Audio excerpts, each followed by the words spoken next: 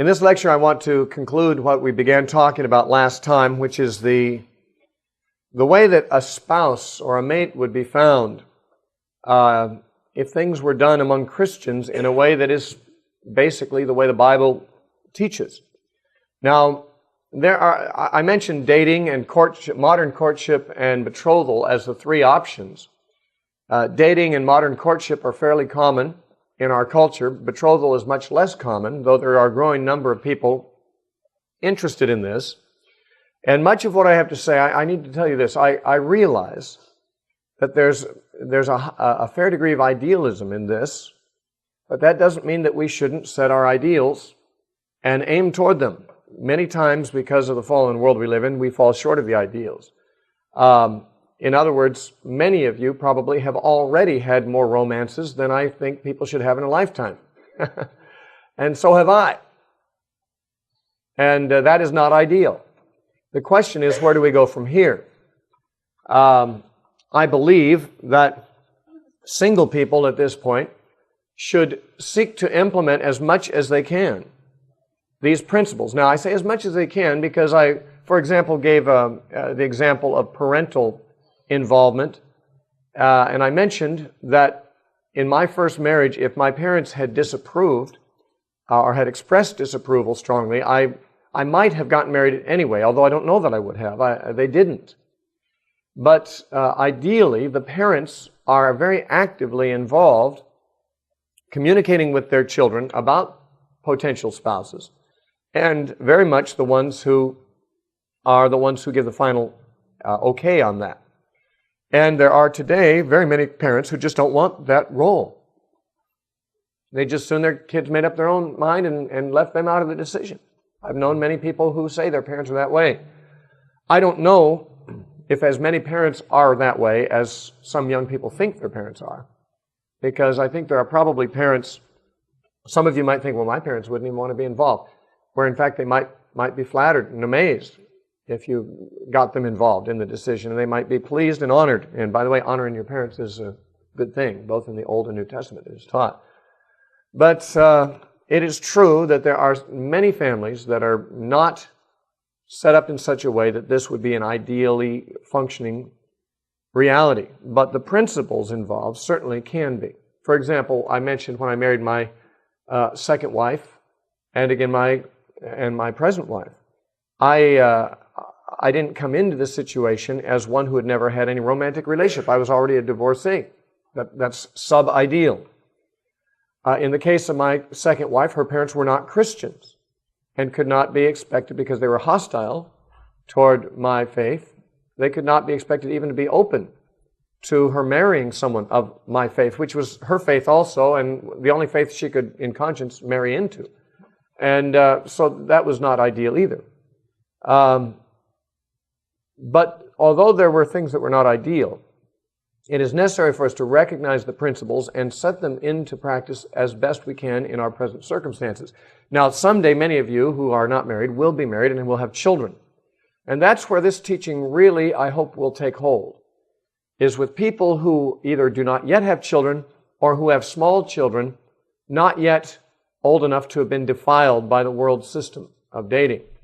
So that those children who are not yet born, or those who are still young and still have their ideas to be formed on this matter, can be taught a biblical way of thinking about this. And that's how a counterculture becomes a culture. It is, those who practice this today are a counterculture. Those who raise their children with these principles will find that their counterculture is now the culture of their children and the culture of the generation that is raised that way. So I don't really expect that all Americans are ever going to catch this idea, because all Americans are not Christians, and obviously the dating pattern is much more conducive and satisfying to the flesh.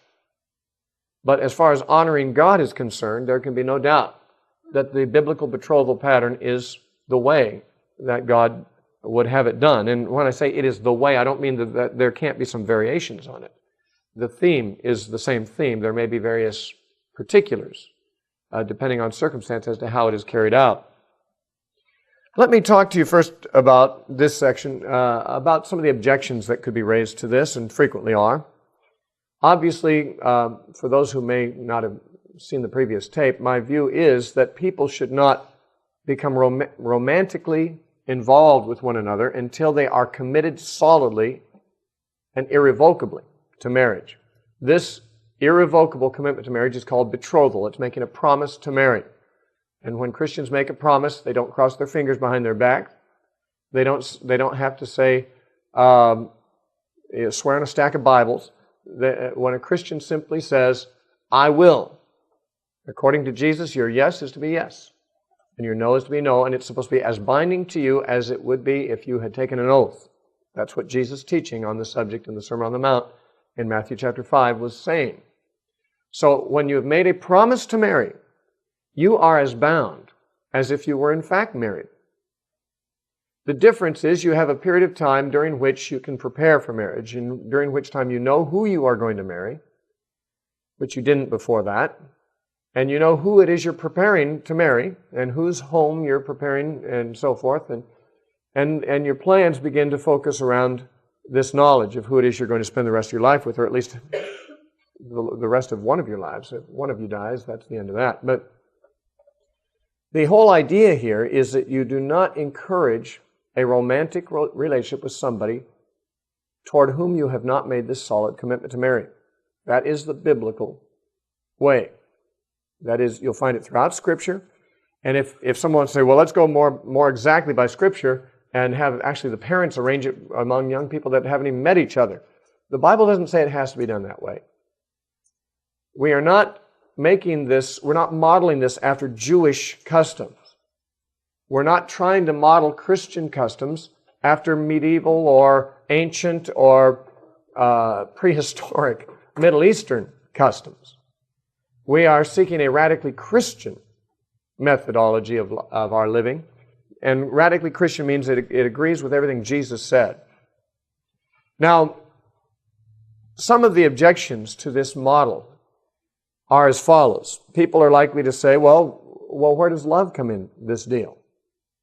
If you get married to somebody before you have developed a romantic relationship with them, what if you can't?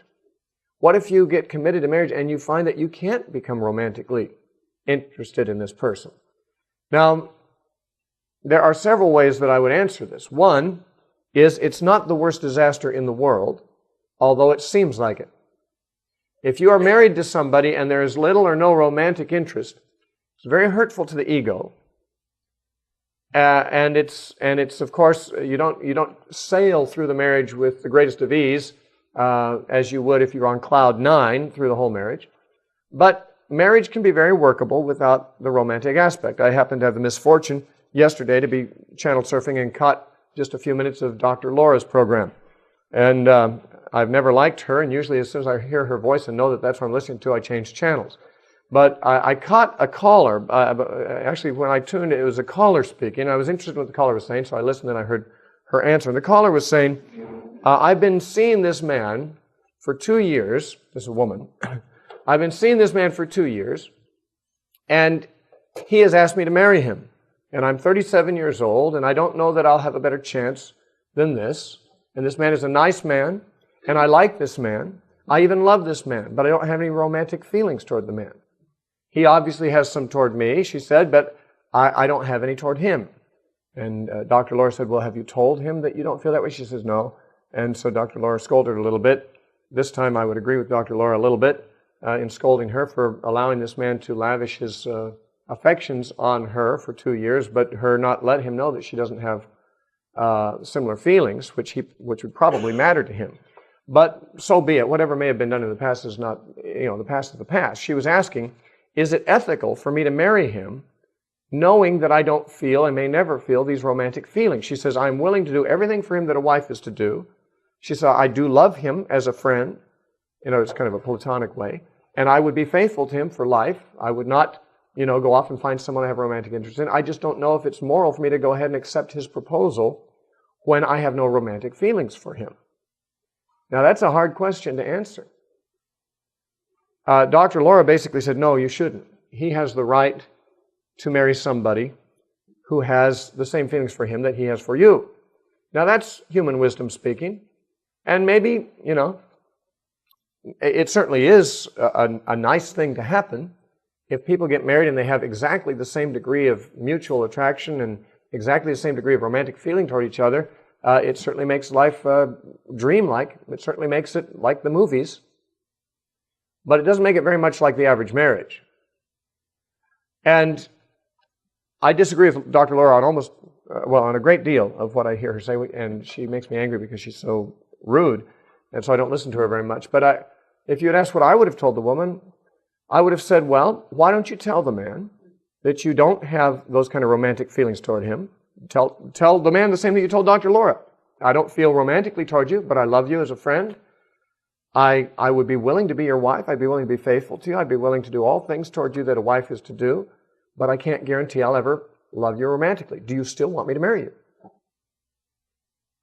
If the man said yes, then I would see no reason to say no. I have been married to someone who had felt no romantic feelings toward me. It wasn't the end of the world. Most people in their married life find themselves, at least through some periods of their marriage, to be married to someone who doesn't feel as strongly romantically toward them as they once did. Romantic feelings are not a given in marriage. They are very nice to have. It makes marriage very pleasant. But most people find, and there are some very rare exceptions to this, but most people find that their romantic feelings have, they ebb and flow. They're sometimes stronger, sometimes weaker. Living together as married is work. It's got burdens involved, and sometimes the husband is the burden to the wife, or the wife is the burden to the husband. But even if that's not the case, there are many times external burdens that come that make romance the furthest thing from both parties' minds. And just getting down to the business of living. If a person thinks that romantic love is essential to a good marriage, they are not biblically correct. And they are not correct in terms of experience either. The Bible actually gives quite a few bad examples of people who got married because of this romantic kind of feeling of love and then didn't have very good relationships afterwards. We've got in Genesis 29, Jacob married Rachel because of his romantic feelings toward her. It was not a very pleasant marriage. The only conversations we have recorded between them are arguments. Actually, in the providence of God, Jacob was deceived by his father-in-law and ended up marrying Leah first. He should never married Rachel at all. Now, some might say, well, he shouldn't have had to stay married to Leah because he married her through a deception on his father-in-law's part. Well, didn't Jacob deceive his father and get a blessing that he didn't give back? Didn't Esau have to live with the consequences? Didn't Jacob and Isaac have to live with the consequences of something that was acquired through deception? Why should not Jacob have to live with the consequences of a wife acquired through deception?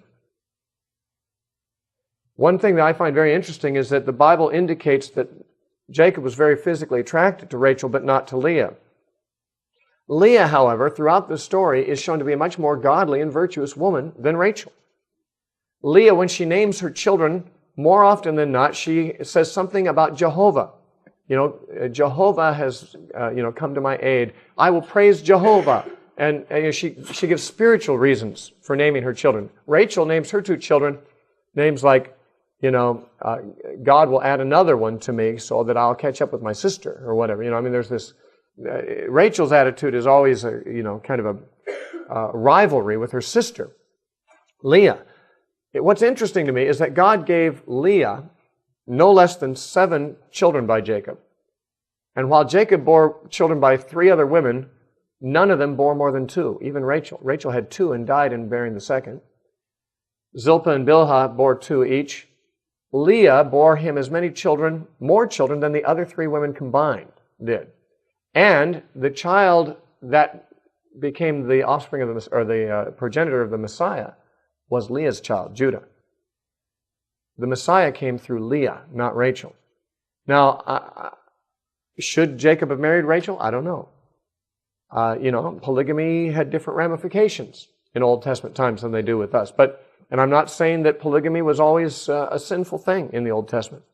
But I'm saying that God had, through various means, arranged for Jacob to be married to Leah, although he had no romantic feelings toward her. She turned out to be a godly wife and the one who gave him the son that was to fulfill the promises made to the family. Rachel he married because of romantic interest. He loved her so much that working for her for 7 years seemed like a few days to him. He was so much in love with her. However, after they're married, we don't read of any interchange between them other than arguments. That is, private talks between Rachel and Jacob. I don't know that characterized their whole marriage, but let's just say being madly in love before marriage didn't guarantee a blissful married life. In Judges chapter 14, Samson falls in love with a woman and basically talks his parents into getting her for him, but ends up divorcing her and leaving her because she deceives him, and we won't go into all the details. But here, he married out of love. He married out of romantic attraction. But she ended up being a deceiver. And she actually ended up dying too. But she deceived him and cheated him before she died. In 1 Samuel 18, maybe I better turn there.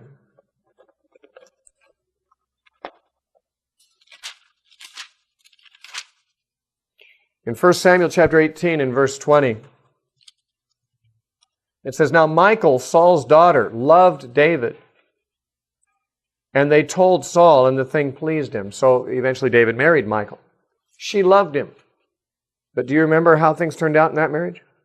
Not all that positive. Later on, she despised him in her heart. She didn't share his spiritual ideals. And when she saw him dancing before the ark, she despised him in her heart. And she was stricken childless by God because of it. But that was not, a model marriage. Though she loved him before their marriage, she despised him later on when she saw his spiritual caliber was not the same as hers. His was superior. In 2 Samuel 13:1, we read that Absalom, the son of David, had a lovely sister whose name was Tamar, and Amnon, the son of David, loved her. In the romantic sense of that word. He raped her too, and then he hated her. Now, this is not to say that people shouldn't marry someone they love. It is simply showing that people can be in love and get married, or be in love and sleep with somebody, and afterwards not find that those feelings don't continue. Or if they do continue from time to time, they're not constant, and there can be very great troubles in a marriage that is married because of romantic love. I believe that romantic love is possible between parties if there is some measure of attraction and if there is some measure of respect and appreciation for each other. I believe that romance can be, I think you can get into that. If you find someone absolutely repulsive personally or physically, you probably will not ever feel romantic attraction toward them. Though, by the way, some people are married to people that they find repulsive in both of those ways, but they still must be married and they still must love them. But they don't necessarily have to have romantic feelings. The Bible does not command that people have romantic feelings. Romantic feelings make marriage pleasant. And I highly recommend that there be romance in your marriage when you marry. But I would certainly think it wrong-headed, and our world is very wrong-headed in thinking that strong romantic feeling is the basis for getting married. That romantic feeling, everyone finds, does not continue with the same strength forever. There are examples in the Bible of people getting married without romantic feeling, but having it afterwards. One of the most obvious cases would be Isaac. His marriage was entirely arranged by a servant of his father in a foreign country with a woman that he never met. But it says that when Rebekah was brought to him, he took her into his mother's tent. His mother was now dead, and so her tent became the boudoir for the married couple. And it says Isaac loved Rebekah. This is after they were married, not before. That's in Genesis 24:6-7. In Ephesians 5:25, Paul writes, "Husbands, love your wives." And in Titus 2:4, Paul says that older women should teach younger women to love their husbands and to love their children. Now, if a person can be commanded to love his wife, if a woman can be taught by an older woman how to love her husband, it sounds as if even people who marry without the presence of this romantic thing strongly can develop it. If God can command it, if it can be taught, then it can be developed. I do believe, biblically, the Bible doesn't say you have to marry someone you love, But it does say you must love the person you marry. Now, love does not have to be confused with romance. But if you love a person and respect them and find them, as I say, attractive in measure, you won't find them always completely attractive, but you can choose, I believe, to develop romantic feelings towards someone. But that's just that you need to make sure you choose that with the right person. That person is the one that you've already determined is going to be your spouse for life. One of the things people ask is, how does a person get to know someone in this case? I mean, if you don't date first, how do you know someone well enough to know that you want to marry them? You certainly don't just flip a coin or go eeny, meeny, miny, moe and pick someone out and say, I'll marry that person, and then start getting to know them. You want to marry somebody that you know fairly well before you marry. But how do you do that without dating? Well, it's quite simple. Actually, the question should be, how would you get to know them dating? What we call dating is a very unideal situation for getting to really know someone, in the sense that you're going to want to know what they are like to live with forever, for the rest of your life at least. On a date, people are dressed the way that they are sure will be most attractive to the person they're dating. They behave and speak in the way that they are convinced will be most attractive to the person they're dating. There is a charge of romance involved in the entire episode, which is slightly blinding. And sometimes that spark is fanned into a flame before the night is over, bringing even greater blindness. The greater the arousal of lust, the less objectivity there is to know what kind of a person it is you are with, whether this person is compatible with you, whether this person shares your ideals, whether this person would be someone good to spend your life with. A date is the worst possible circumstance I can imagine for getting to know someone that you're considering marrying. I mentioned that I decided that I wanted to marry both Kristen and my previous wife, my deceased wife, before I dated either of them, before I went out with either of them. And yet I knew them well. I mean, pretty well. I knew them fairly well before I ever decided I wanted to marry them. But I'd never been out on a date with them. In the case of my second wife, she lived in a house with other sisters, and I and several other brothers used to visit the house together as a group. There was no pairing up going on. It was just a bunch of single brothers visiting a bunch of single sisters. On Christmas morning, the sisters cooked breakfast for us all. We all came over and spent the afternoon talking about the things of God together and just about life in general. No one was paired up. I didn't sense there was any romantic thing happening there with any of them. Although, of course, there was no assumption that no romance would ever develop. It just wasn't there. It wasn't what it was about. And this same group of sisters and brothers would go places. We lived in Southern California. We went to the beach sometimes. We went to church a lot together. Went to home Bible studies a lot together. We went out to eat after church a lot together, just the whole group. Just a big group of people. No one was paired up. But early on in that grouping, I noticed the woman who later became my wife. I noticed there was something different about her. She had a peculiar glow about her. She had a certain purity about her face that I and others marveled at. When I heard her speak, she spoke like a spiritual woman. When she shared her opinions or when values were being discussed, her values were very much my own. I remember on one occasion, I wanted to see whether she was paying attention to mine, and I remember she used to wear some makeup. And I mentioned before, I don't care for makeup. I don't think it's a sin to wear makeup, but it's not according to my taste. And I mentioned once in the group something about makeup. I didn't put it down. I just made it I don't remember what I said. I made some kind of a comment that would make it clear that I didn't find makeup to be attractive. Well, I never saw her wear makeup again. That didn't tell me that she was romantically interested. She might have been just under my instruction for all I knew. I mean, she did kind of look up to me as a teacher, but so I didn't. That didn't tell me for sure. But it was, I got to know in this situation what kind of woman this was, and she got to know what kind of person I was. And before I ever knew it, she had decided she wanted to marry me, but she would not say so. She told God. I learned this much later. She prayed to God, if you want me to marry, I want to marry Steve. And she said to me much later date, when she said that to God, He said, "You will." But she never indicated it. She had this conversation with God after the first time I was with the brothers in the house with the sisters that for Christmas breakfast. And it was months later that I finally got up the nerve to ask her to marry me. And she had no outward indication from me, and I none from her prior to that either of us had any romantic interest in each other. My romantic interest with her was strictly within my heart, and hers toward me was strictly in hers. She had given me no clue. And when I asked her if she'd marry me, it was considerably later that she told me she already knew that was going to be the case. But I didn't marry someone I didn't know.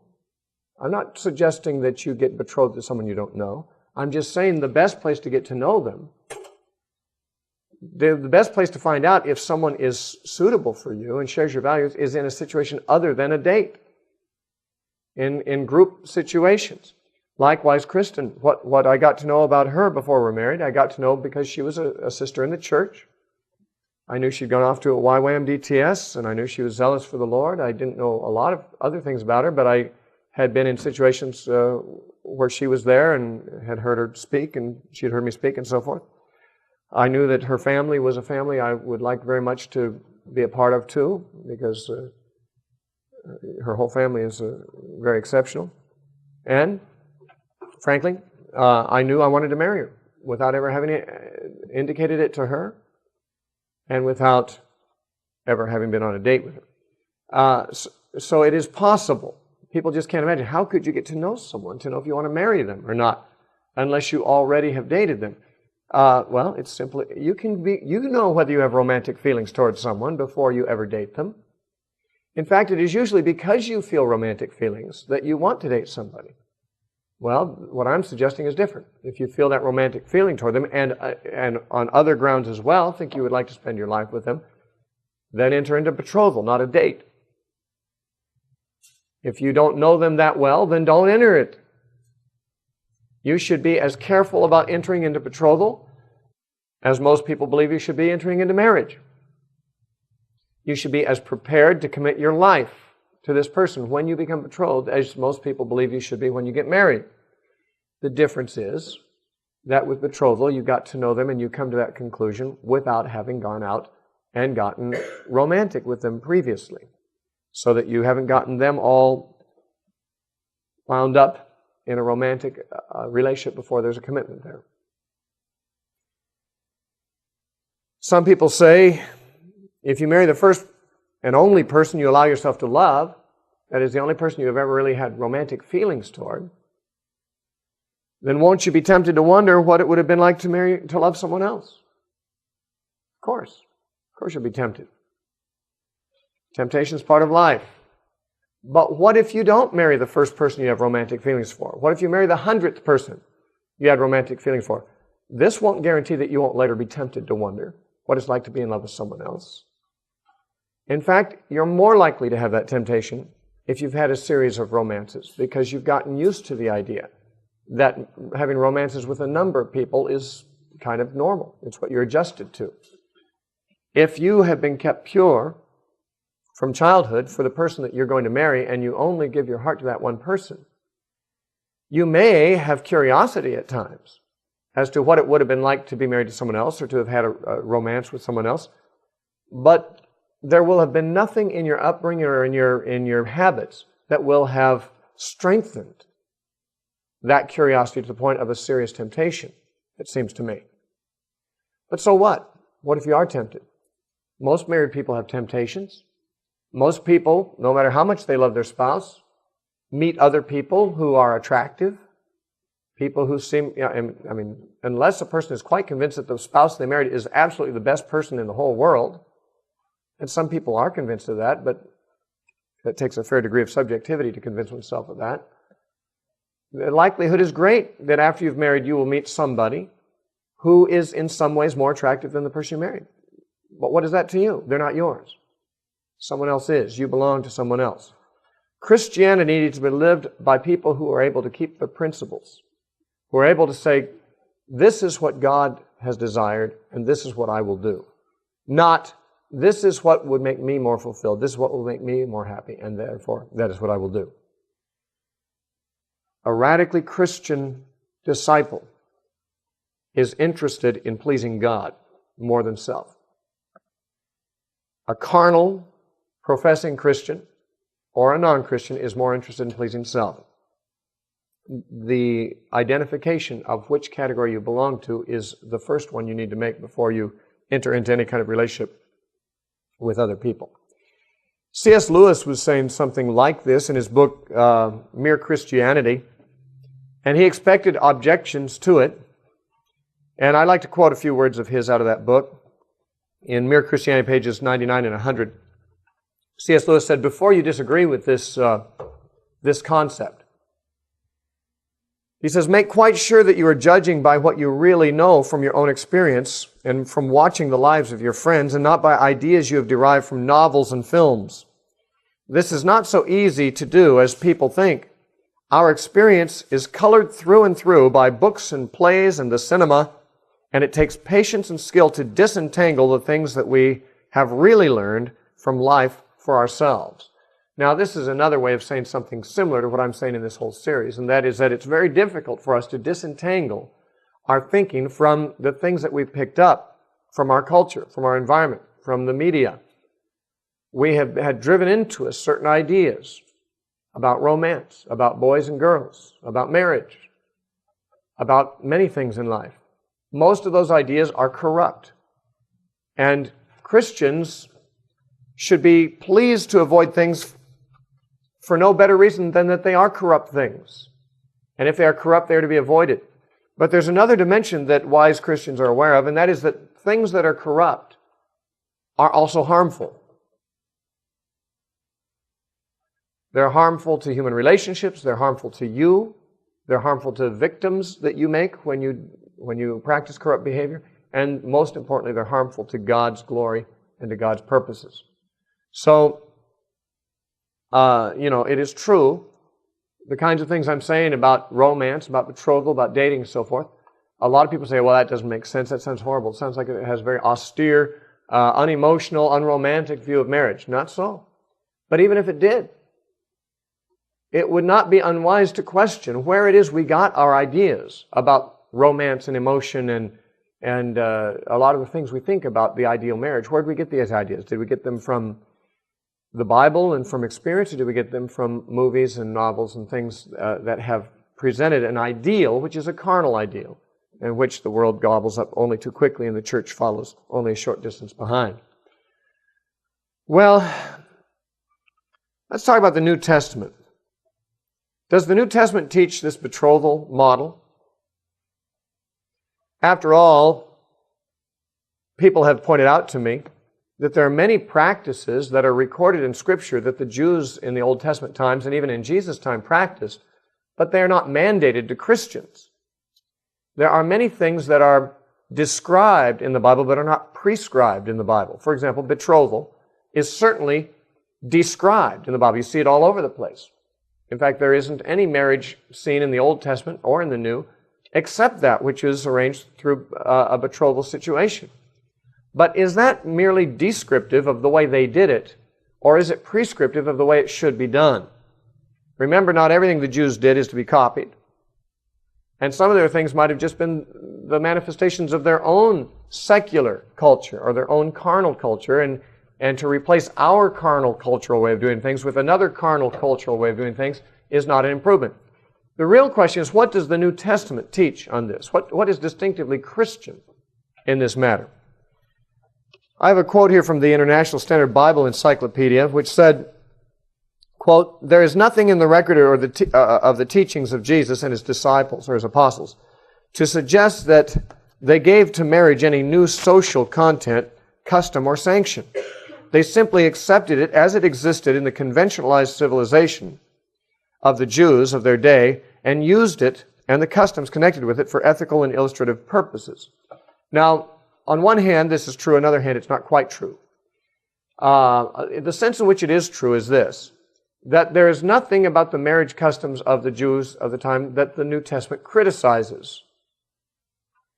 That is to say, the betrothal process, which was universal in Jesus' day, never comes up for criticism in the teaching of Jesus. He never indicates there's a better way to do that.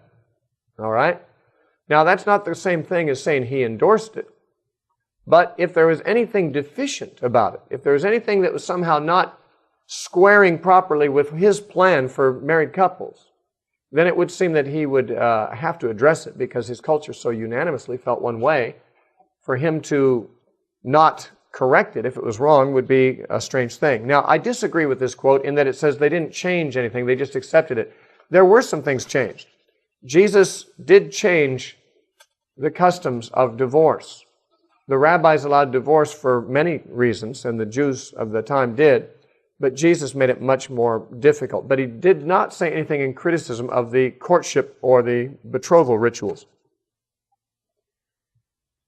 Now, if Jesus was silent on the subject of betrothal, that is, if he never really gave any teaching about how it should be done, should we understand his silence as a sort of a tacit endorsement of it? Or as that he's flexible? Or that he just didn't care? Was he apathetic? Did he not care how men and women behave together? I think there's enough teaching in Scripture about sexual morality to know that God did care a great deal about how people behave together. He also taught, as the main emphasis of his teaching, love and doing to others as you'd have them do to you. So obviously any kind of practices between men and women that are exploitive it would immediately fall under his condemnation. Let me make a few observations here. Certain assumptions were made in Jesus' day that had prevailed for at least 2,000 years previously. These are the betrothal customs I'm talking about. Many of these customs were observed in Western civilization until modern times and prevail in the East and the Middle East even to this day. In other words, the basic structure of courtship and betrothal was all but universal in most of the world through most of the times of history. Much of these assumptions have changed in the Western world only in the present century. To suggest that our modern way of pursuing a mate is superior to that of all other cultures at all other times would be to exhibit an appalling cultural chauvinism that can hardly be justified by the evidence. That's my comment. If we would say that the way the Western civilization has done it for the past few decades is better than the way all people in all cultures in all times of history believed it should be done, we could be right, but without biblical support for our being right, we are just simply showing bigotry. We're simply showing a chauvinism that says our way is better because it's our way. And there is no evidence to support that notion, that it is better. If the marriage customs of the Hebrews were not necessarily commanded in Scripture, they certainly were not criticized. The question suggests itself, had our modern customs been in place in Jesus' day, would he have criticized them? Now, he didn't criticize the betrothal customs. If people had been dating like they do in our culture, would Jesus have criticized that? Well, I don't know if everyone would answer that quite the same. The silence of Scripture on modern customs does not mean endorsement.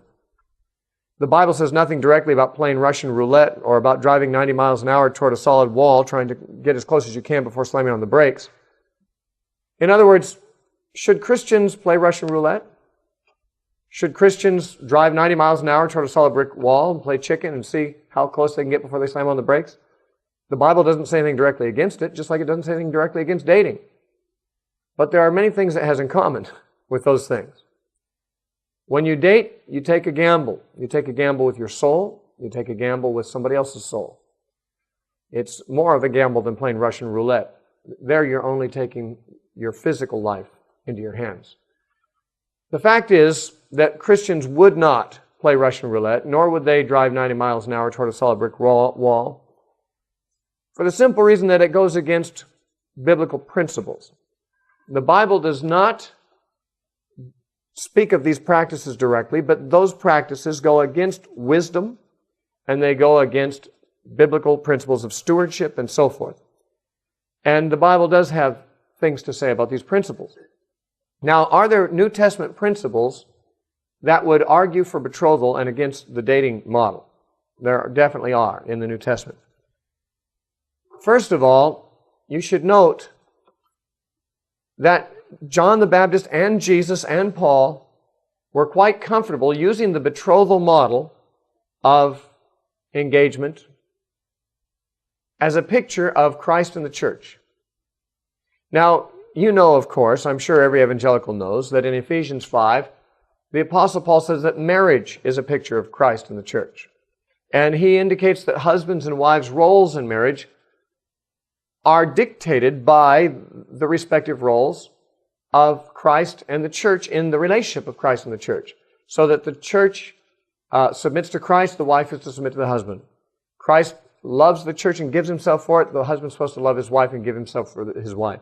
And what we see is that marriage itself is used by Paul as a picture of Christ and the church, and therefore it is a principle that is not to be tinkered with. It is something that is not to be changed. It's not a human institution. It is to be done the way God set it up, and Paul argues from that premise.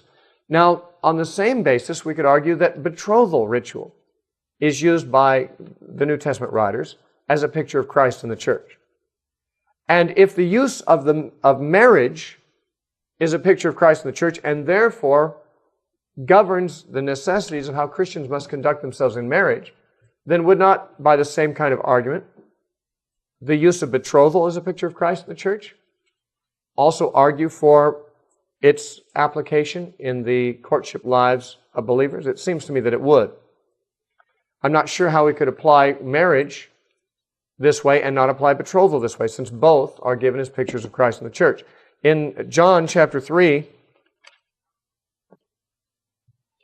verse 29, when the disciples of John the Baptist came and tried to make him jealous of Jesus because Jesus was becoming a more popular preacher and baptizer than John, John responded in part in John 3:29, "He who has the bride is the bridegroom.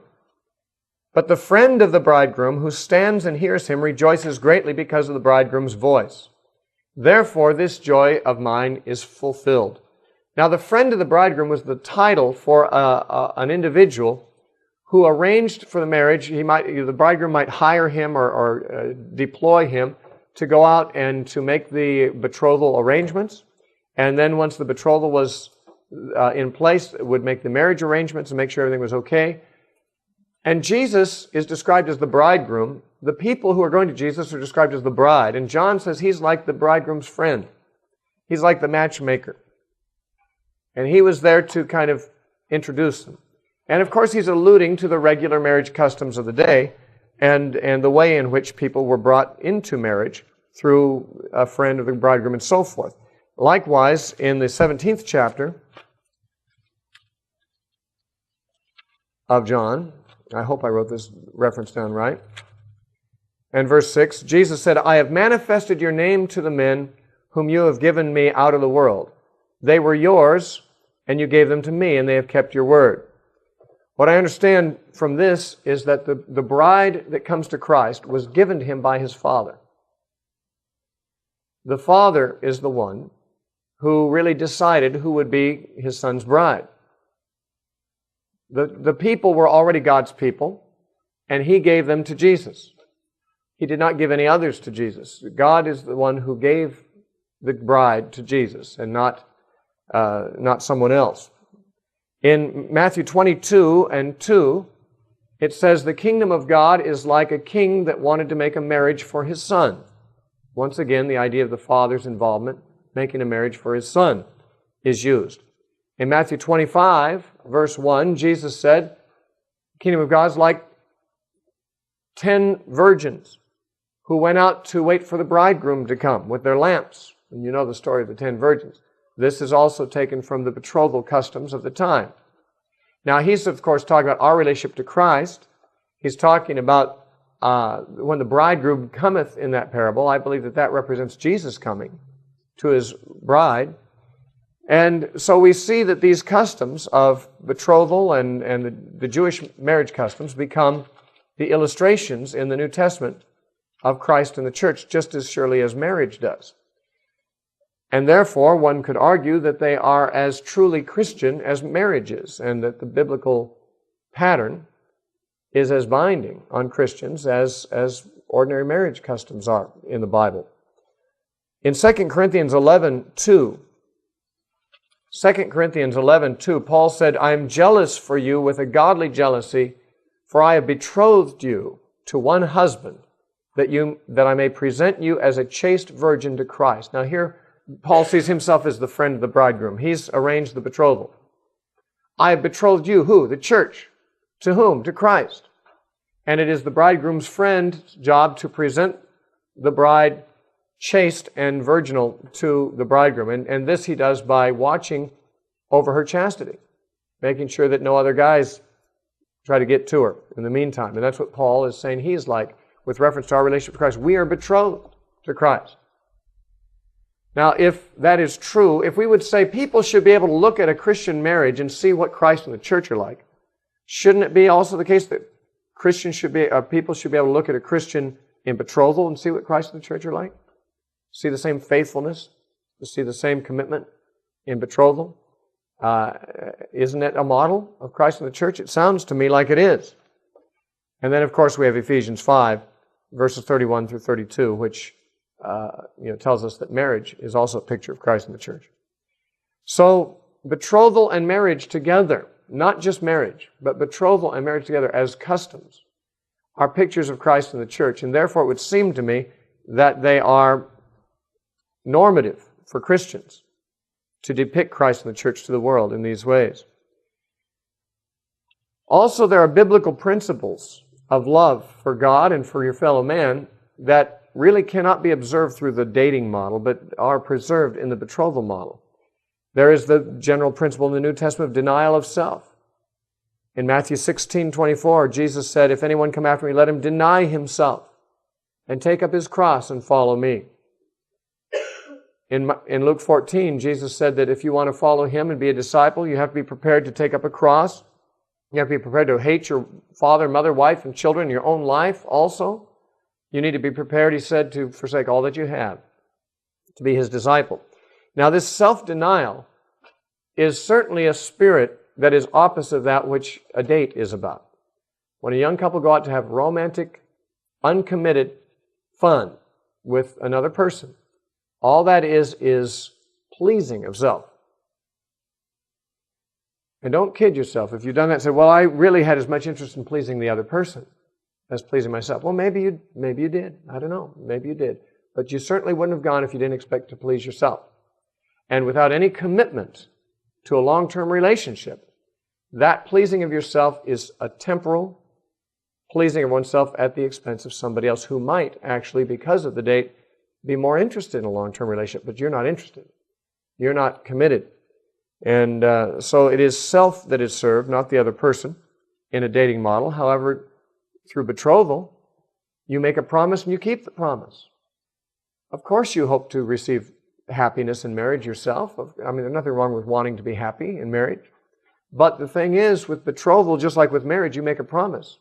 And you keep that promise, whether it is a happy one to keep or not. He that swears to his own hurt and does not change is the one that will dwell in God's holy hill, the Bible says. So you deny yourself and you keep your promise. Lust, of course, is another factor to consider. The New Testament says a great deal about lust. We know that Jesus said in Matthew 5:28 through 30, that if a man looks at a woman to lust after her, that he has committed adultery in his heart. He said, if your eye or your hand cause you to sin, cut it off, pluck it out, throw it away. It's better to enter into life without that than to have it and go to hell. And so Jesus made it very clear that lust is a dangerous thing, and a person should separate himself from anything that leads to the arousal of lust. If your hand or your eye, which of course are just examples of things that are very, very valuable to you, something you're very if those things were to cause you to fall into lust and into sin, you should throw them from you. How much more if a pattern of dating or spending time with somebody that you have no commitment to and they are not your spouse, but you are in a situation that is conducive to lust. Remember, Jesus said that even looking to lust is a sin. And therefore, to go out on a date where lust is, in most cases, a potential, and maybe a low-grade sort of lust is what we're calling romance in the first place. what we call romance, we usually would make a distinction between romance and lust, but I'm not sure how much of a distinction there really is. If you just like a person, if you just respect a person, if there's no romantic feeling there, that's not what I'm talking about when I talk about a date. If it's just somebody who's strictly platonic. But if you have a romantic feeling towards someone, I'm not so sure there's any distinction between what we call romance and a low grade sort of a lust. It may not be a raging kind of a lust. It may not be an obsessive kind of a lust. It may not be that you feel compelled to compromise physically, morally with that person. But I'm not sure what it is, if not some kind of a lust, that which we call a romantic feeling. Because, love, the more noble aspects of love are commitment and self-sacrifice and respect and things like that. When you add just a little tinge of attraction, of a slightly lustful sort, it seems to me when the romantic aspects seem to begin to churn and bubble and so forth. And I'm not saying that degree of lust, which we call romance, is itself sin. I believe when Jesus said, if you look at a woman to lust after her, he was specifically talking about, to have imaginations, specific, fantasies of sexual activity and things like that. But I wouldn't want to play with it. I wouldn't want to allow myself to begin to cultivate even a little bit of lust, a little bit of romantic attraction towards somebody who was not the person that would eventually be the moral or the legitimate person with whom I would want to consummate the same. C.S. Lewis wrote this in his also Mere Christianity on page 88. He said, chastity is the most unpopular of the Christian virtues. There is no getting away from it. The old Christian rule is either marriage with complete faithfulness to your partner or else total abstinence. Now, this is so difficult and so contrary to our instincts that obviously either Christianity is wrong or our sexual instinct, as it now is, has gone wrong. Of course, being a Christian, I think it is the instinct that has gone wrong. Now, that's a good point. If Christianity goes so much against our instincts, we have to either judge against Christianity or against our instincts. Because one must be wrong if they're in contrast with each other. It's not that you can sort of redefine Christianity to cater to our lustful instincts and then say, well, that's within the realm of Christian purity. I don't think so. If you have romantic interlude with someone, that's not treating them like your sister. That's treating them like a wife or a husband. It's not what you do with your sister or your brother. Now, there are several other New Testament principles that I think cannot be upheld without the betrothal model. One is the Bible makes it very clear that we're not to stumble other people. By stumbling, that means lead them to sin. It may be that you are not very lustful. It may be that you can have a good time with somebody without feeling lustful, but you don't know to what degree they are controlling their thoughts. You might be as pure as the newly driven snow in your heart toward this person that you feel that way toward, but maybe they aren't. And by getting alone with them in a situation that is conducive to romantic arousal, you may be a cause of temptation to them. They may be sinning in their heart. They may go off and be weaker as a result of that interlude. Jesus said this in Luke 17, 1 and 2, it is impossible that no stumbling blocks should come, but woe to him through whom they come. The New King James says offenses. The word in the Greek is stumbling blocks. It is impossible that no stumbling blocks should come, but woe to him through whom they come. It would be better for him if a millstone were hung around his neck and he were thrown into the sea than that he should offend or stumble one of these little ones. If you stumble someone else, you're doing such an egregious thing in the sight of God that you would have been better off if someone had hung a millstone on you, thrown you in the sea, drowned you. Better off because you would have died rather than do the thing that would bring the judgment of God upon you. If you cause others to sin, there is great responsibility involved. In 1 Corinthians chapter 8 and verse 9, Paul also made it very clear that we must be very careful not to cause others to sin. He says, beware lest somehow this liberty of yours become a stumbling block to those who are weak. You may feel like you have the liberty. You may feel like, I'm not under the law, so I can date. Well, what if this liberty of yours causes somebody who's weak to stumble, causes them to fall into a lustful feeling and attraction to you? It could happen. It says in verse 12 of that same chapter, this is 1 Corinthians 8, verse 12 and 13, but when you thus sin against the brethren, you wound their weak conscience and you sin against Christ. Therefore, if food makes my brother stumble, I will never eat meat again, lest I make my brother stumble. I have the liberty to eat meat, but if it stumbles my brother, if it makes him sin, I won't do it. You might say, I have the liberty to date. Well, maybe you do, maybe you don't. But even if you think you do, if it makes your brother stumble, you should never do it again, if you want to be of a Christian spirit about it. There's another New Testament principle to take into consideration, and that is that we are called upon to possess our bodies, our vessels, as Paul puts it, in sanctification and in honor. We saw this scripture in an earlier lecture. It is worthwhile bringing it up again. 1 Thessalonians 4, verse 3 and following. For this is the will of God, your sanctification, that means your holiness, that you should abstain from sexual immorality, that each of you should know how to possess his vessel, his own vessel, in sanctification and honor, not in passion of lust, like the Gentiles who do not know God. Then he goes on and says that no one should take advantage of and defraud his brother in this matter, because the Lord is the avenger of all such. I brought these points up earlier, and for that reason I won't dwell on them as much this time, but one is that if you go out with somebody you're physically attracted to, romantically attracted to, you may stumble them even if you don't stumble yourself. But who knows, you may stumble yourself. If you think you stand, take heed lest you fall. But let's put it this way. Suppose you feel that, you feel the liberty in Jesus to cultivate a romantic relationship with somebody that you are not committed to marry. Remember, you may be defrauding another man. That is the husband that woman is going to marry who is not you. Or the wife, of course, of the man. The person who's the future wife.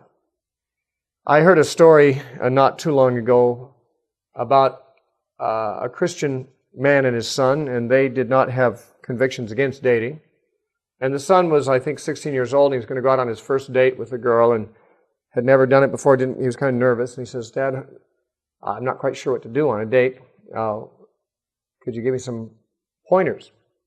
His dad said, well, I didn't know there was anything mysterious about it. You're going out for dinner, and then you're going out to the ball game, right? And his son said, you know what I mean, Dad. I mean, besides that, I don't. What are you supposed to do with a woman?